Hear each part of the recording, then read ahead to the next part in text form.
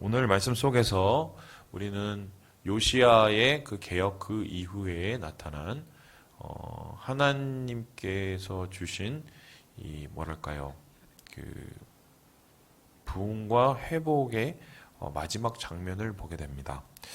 이것이 이제 어떻게 진행되는지 한번 다시 짚어보죠. 어제 말씀 속에서 우리가 보았듯이 요시야가 왕이 오를 때 8세였습니다. 그러니까 온전치 못한 나이에 왕이 되었는데 8년을 다스린 후에 hil기야 제사장과 함께 16세가 되었을 때 그러니까 한참 이 청소년기 질풍노도의 시기에 개혁을 시작합니다. 그런데 그 개혁은 두 가지로서 좀 의미가 있었었는데 첫 번째는 산당을 완전히 무너뜨린 완전한 개혁을 이루은 것이고요. 두 번째는 이 유대 지방뿐 아니라 이 납달레 지방, 그러니까 북이스라엘의 모든 지방까지 이르러서 그 산당과 또한 아세라, 신상, 또 우상, 이런 것들을 다 허무는 일들을 하게 된 거죠. 이러한 모든 이 개혁 작업을 먼저 마친 후에 그 다음에 이제 성전을 보수하게 됩니다. 마치 히스기야 왕이라든가 그 위에 있었던 여러 여호사밧 왕이라든가 이런 사람처럼 성전에서 다시 예배를 회복하기 위해서 노력을 하는데요. 이렇게 예배를 회복하기 위해서 성전을 보수하다가 오늘 벌어지는 이 어떤 일들, 그 사건들을 기록한 말씀입니다. 제가 알기로는 이 말씀을 여러분과 한번 나눴던 거로 알고 있는데요. 그냥 전반적인 내용을 하자면 이렇습니다. 청소를 하다가 뭘 발견했어요. 그게 말씀이었어요. 여호와의 율법, 토라의 말씀이 있는데 그것을 읽고 충격이 오고 그 충격에 대한 부분을 선지자에게 물었고 그 선지자에게 대한 것을 묻고 난 다음에 반응을 하게 돼서 하나님 앞에 엎드려 자복하여서 요시야의 날이 평화를 누렸다. 이런 얘기거든요. 그런데 오늘의 이 이야기를 좀 따져보면은 좀 우리가 좀 의아할 수 있는 좀 질문, 이 말씀을 읽을 때마다 좀 궁금할 수 있는 질문을 한 세 가지로 정리해 볼 수 있겠거든요. 이 첫 번째가 뭐냐면요. 도대체 요시야가 성전을 정결하게 하다가 발견한 그 말씀이 도대체 무엇일까라는 것입니다. 우리 함께 우리 14절의 말씀을 같이 한번 읽어보도록 하겠습니다. 14절입니다. 시작. 무리가 여호와의 전에 헌금한 돈을 꺼낼 때에 제사장 hil기야가 모세에게 전한 여호와의 율법책을 발견하고 재밌는 거는 지금 율법책을 어디서 발견했어요? 헌금통에서 발견을 했어요. 그런데 이 율법책의 원래 자리가 어디입니까?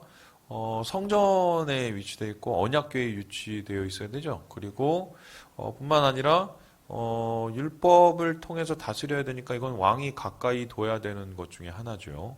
그런데 이것이 지금 헌금통에 발견되었다는 건 어떤 뜻이냐면 그 이전의 왕들의 아몬이라든가 므낫세 때 한마디로 이제 책이란 책은 하나님의 율법책은 거의 다 사라진 거라고 볼 수 있습니다. 그래서 보존해 놓은 쿰란이나 이런 사해 쪽에 있는 어떤 그 공동체를 제외하고는 실제적으로 예루살렘에서 사실 이 정치가들이나 혹은 기타 종교인들에게 이런 율법책이 멀리 떠나서 있었던 것을 보게 됩니다. 그런데 이 율법책을 발견하고 이 율법책의 일부를 읽은 다음에 충격에 빠져요. 이 충격에 빠지고 나서 이 충격 때문에 이 요시야는 개혁 작업을 더욱더 가속하게 되는데요. 자, 그렇다면은 요시야가 보았던 그 말씀이 도대체 무엇일까? 학자들에 따라서는 여러 의견이 많지만 공통적인 대다수의 의견은 신명기 28장이 아닐까 합니다. 이 신명기 28장에 보면은 여러분 좋아하시는 축복의 얘기가 나옵니다. 이렇게 하면 하나님이 축복을 하신다. 그 축복의 비결은 순정이죠. 하나님이 원하신 순정, 그리고 거룩과 정결을 지켜가는 것. 그러면 하나님이 복의 복을 줄 수밖에 없다. 심지어 우리의 반죽 그릇, 밥그릇에도 하나님께서 복을 주신다고 얘기를 해요. 근데 이 축복은 거기서 끝나는 것이 아니라 그러지 않을 때, 축복이 사라질 때의 이야기도 나타나거든요. 그것을 우리는 저주라고 합니다. 그 하나님께서 저주를 왜 주시느냐? 바로 순종에 반대되는 죄에 빠져서 불순종과 교만과 자만과 저주받을 짓을 할 때의 이야기인데요. 이럴 때 하나님께서는 단계적으로 이스라엘에게 그러한 징계, 그들이 돌이키게 하기 위한 하나님께서 이 징계를 주시는데, 즉 징계가 더 이상 효용이 없을 때는 하나님의 마지막 심판의 방법은 이스라엘을 이 유대 땅으로부터 쫓아내는 거였어요. 쫓아내는 거. 그렇다면은 어떤 얘기가 되냐면, 지금 이 율법책을 만일에 발견해서 신명기 28장에 그게 들어있는 부분이라면 이 책의 부분을 보고 놀라지 않을 수밖에 없었던 것이 바로 자기들의 모습과 이 율법에 나타나 있는 모습들의 이 저주들이 너무 맞아 떨어지는 거예요. 그래서 이 두 번째의 이 질문이 바로 이것인데요. 우리 함께 19절의 말씀을 같이 한번 읽어보도록 하겠습니다. 19절입니다. 시작. 왕이 율법의 말씀을 듣자 곧 자기 옷을 찢더라. 괜히 찢은 게 아니에요. 왜 찢기까지 했었을까? 이 말씀에 의지해서 보면 자기 자신과 지금 유대는 거의 쫓겨나기 일부 직전이라는 것을 요시야가 깨달았던 것입니다. 그러니까 옷을 찢는다는 것은 분통하다는 것이고, 그리고 옷을 찢는다는 건 괴롭다는 것이고, 옷을 찢는다는 것은 지금 너무 참을 수 없는 상황 가운데에서의 절망을 느꼈다는 것인데요. 그 절망이라는 것은 바로 유다 백성에 대한 절망이요, 자기 자신에 대한 절망이요, 그리고 유다의 앞으로 미래 일에 대한 절망인 것이죠. 우리가 여기서 좀 되게 눈여겨보아야 될 부분이 있습니다. 뭐 이런 건데요. 신앙의 기준에 대한 고민이에요. 이게 무슨 소리냐? 이 사람이 살다가 보면 맨 처음에 우리가 믿었던 그 모습이 있어요. 여러분 예수 믿을 때 어떻게 믿으셨습니까?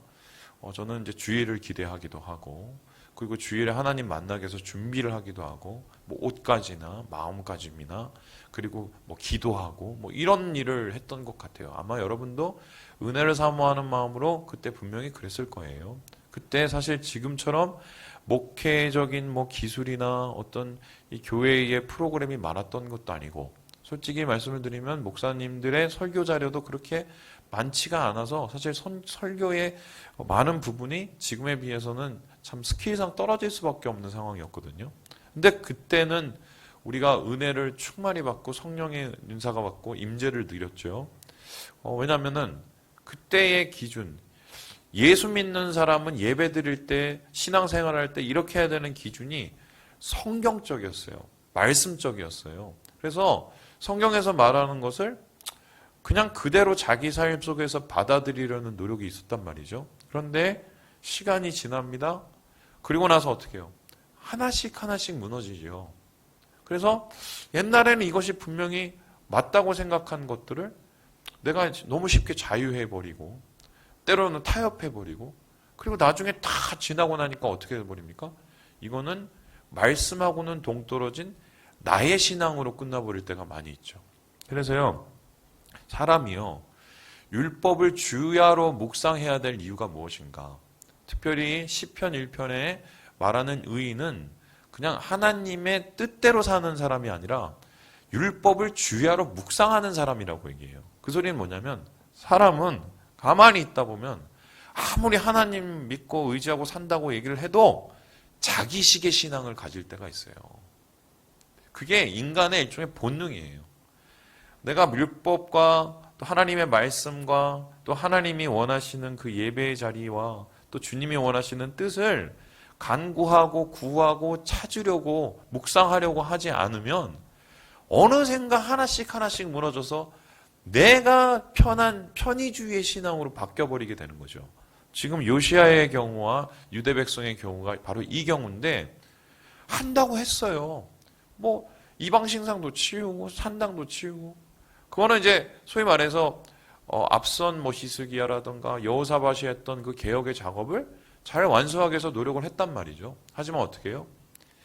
그렇게 노력을 하고 있음에도 불구하고 말씀에 비추어 볼 때 자기 자신의 삶이 많이 떨어져 있다는 것을 그때야 깨달았던 것이거든요. 개혁을 하려고 그러고 제대로 신앙하려고 했던 사람들조차. 그렇다면 우리가 오늘 이 말씀 속에서 항상 고민을 해야 돼요. 말씀의 기준으로 우리의 삶을 세워가야 돼요. 말씀의 기준으로 우리의 삶을 비춰봐야 돼요.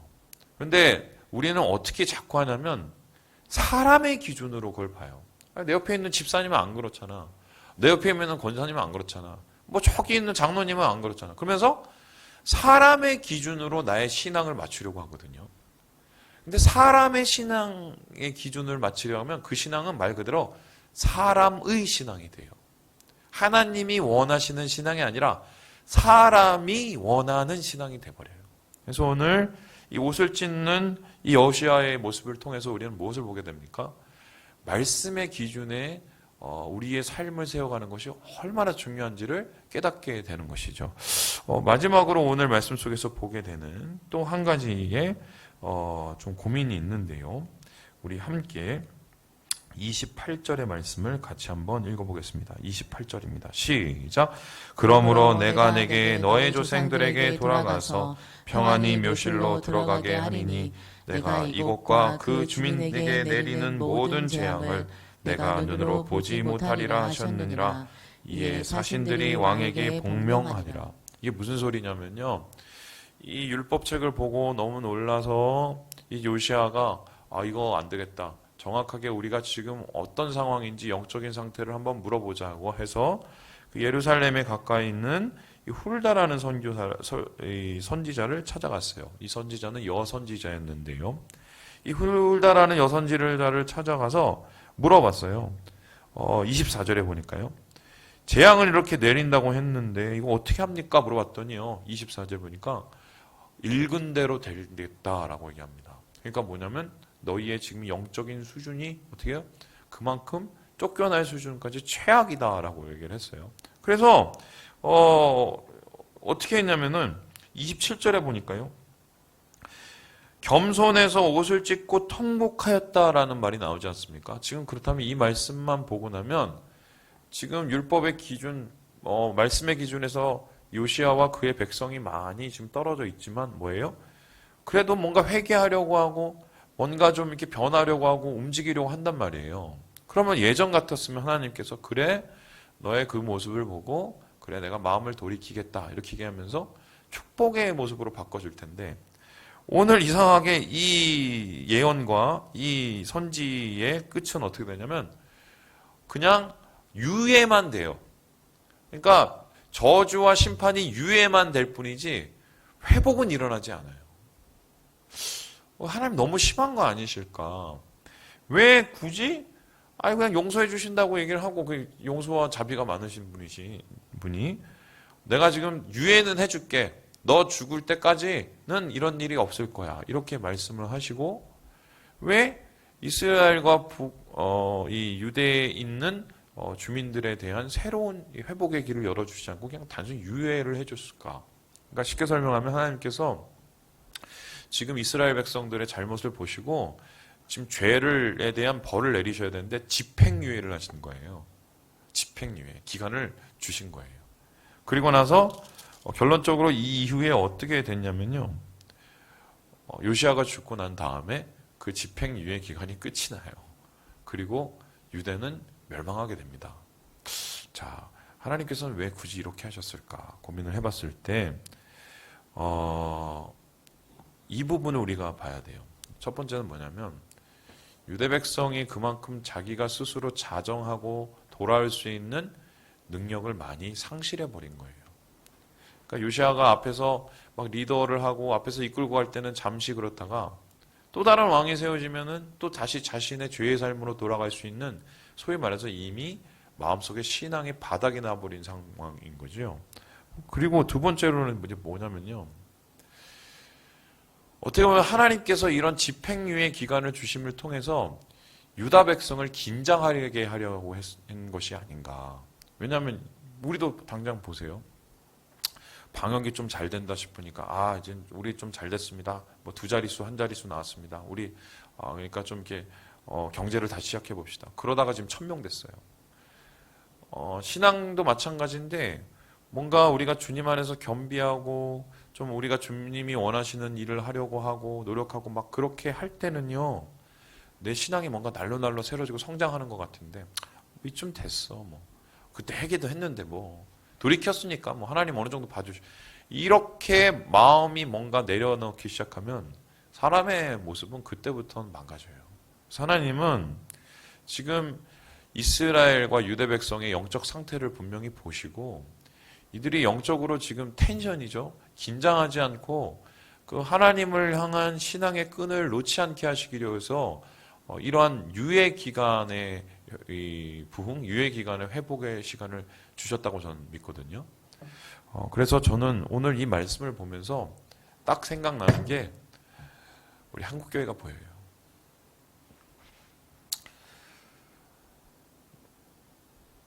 예수 믿고 구원받고 예수 뜻대로 산다고 얘기하는 교회가 많이 있지만 실제로 그 안에서 일어나는 일들이 과연 성경적이고 주님이 원하시는 뜻일까?